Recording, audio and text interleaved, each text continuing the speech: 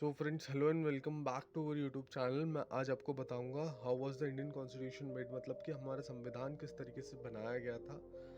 अब the constitution of was made by the constitutional assembly, हमारे संविधान को बनाने के लिए संविधान सभा के द्वारा इसे बनाया गया था, which has been elected for the undivided India, मतलब जिसका चुनाव हमारे एक अखंड भारत के लिए किया गया था। द फर्स्ट सीटिंग ऑन 9 दिसंबर 1946, मतलब जो प्रथम बार जो बैठक हुई थी वो शुरू हुई थी हमारी 9 दिसंबर 1946 को, और पुनः जो दूसरी बार करी गई थी and reassembled as a constitutional assembly for the divided India. फिर उसके बाद विभाजित भारत की मीटिंग जब हुई थी तब हुई थी वो 14 अगस्त 1947 की। Members were chosen by the indirect elections by the members of provincial legislative assembly. तो जो इनके जो सदस्यों का जो गठन किया गया था, वो सदस्यों का गठन किया गया था हमारे प्रांतीय विधानसभा के द्वारा किया गया था। तो ब्रिटिश प्रोविंशियल लेजिस्लेटिव असेंबली बोला जाता था। ब्रिटिश प्रोविंशियल मतलब जो कि हमारे अंग्रेज शासनों के द्वारा जो प्रांतीय शासन थे उन लोगों के द्वारा किया गया था इसका इंडायरेक्ट इलेक्शन इसके सदस्यों का। That had been established under the Government of India Act of 1935, मतलब जिसका स्थापना करी गई थी हमारे भारत शासन अधिनियम 1935 के अंतर्गत।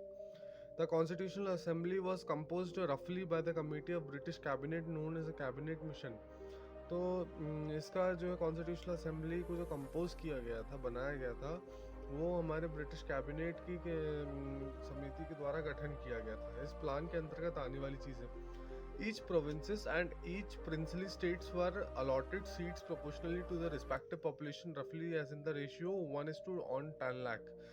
तो इसका मतलब ये बोला गया था प्रत्येक प्रांत और प्रत्येक राज्य के मतलब जो राजा महाराजाओं के क्षेत्र हुआ करते थे उनसे सीट जो मिली थी वो टोटल थी। इस तरीके से इसको बनाया गया था कि 10 लाख लोगों के ऊपर एक व्यक्ति होगा। तो 292 सीट्स जो थी वो उनकी थी जो प्रांतीय क्षेत्र में थे, और राजा महाराजाओं की जो थी 93 सीट से थी। अब हम चलते हैं सेकंड कंडीशन की तरफ।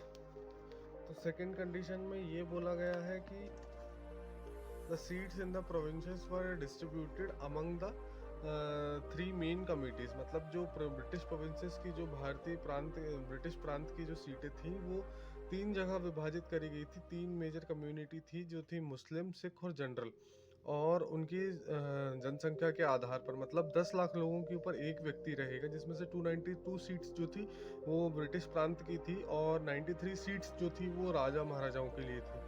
Members of the each community or in provincial legislative assembly was elected by their own representative by the method of, मतलब और जो ब्रिटिश प्रांतीय जो विधानसभा थी उसके जो सदस्यों का चयन किया गया था उसमें वो इस तरीके से किया गया था कि वो एकल संक्रमणीय प्रणाली के द्वारा किया गया था।